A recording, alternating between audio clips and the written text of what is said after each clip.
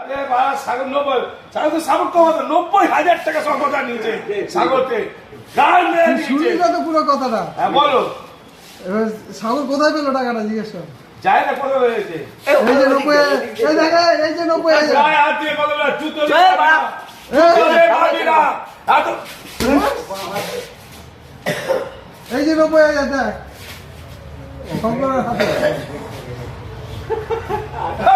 দাদা শুয়ারের বাচ্চা বড় বিচিতে কুত্তার কুল পয়সা করে আমার চাকরিটা খেয়েছে আমি মাইসে যেতাম না বলবো দাদা কোথায় আছো পাক্কা হাতে দিল এই সারা 50 টাকা এই শুয়ারের বাচ্চা আমার শেষ করে দেওয়া রাস্তাঘাটে কুত্তার কুল